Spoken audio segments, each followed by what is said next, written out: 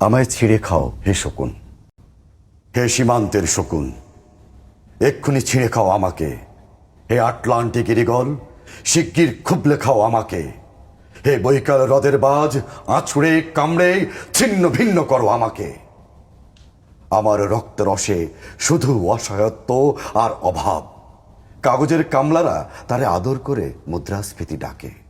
ঋণের চাপে নীল হয়ে যাচ্ছে আমার অনুচক্রিকা। সংসার চালাতে অন্তরে হয় ইন্টারনাল ব্লিডিং। সংসার চালাতে অন্তরে হয় ইন্টারনাল ব্লিডিং। কি আশ্চর্য, তবু আমি মরছি না। ওদিকে দোজখের ভয়ে আত্মহত্যা করবারও সাহস পাই না আমি।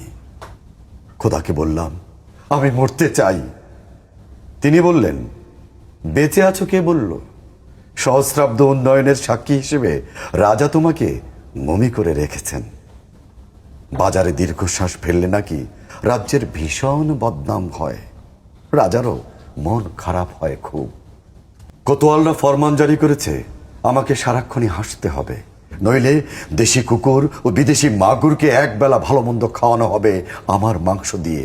নিত্যদিন ব্রয়লারের ভুঁড়ি নাকি ওদের ভাল লাগে না। অথবা আমাকে ভাগ দিয়ে বেচা হবে। মানুষের তো মানুষ খাওয়ার স্বাদ হতে পারে, তাই না?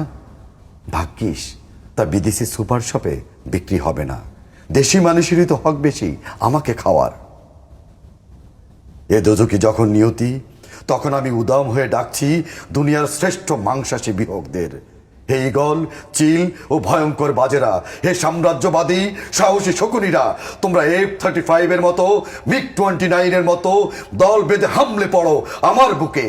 আমার রান, থান, চক্ষু, কলিজা আজ সব তোমাদের গনিমতের মাল। দেশি সুর খুবলে খাওয়ার আগেই আমায় ইচ্ছে মতো ছিঁড়ে খাও তোমরা। দোহাই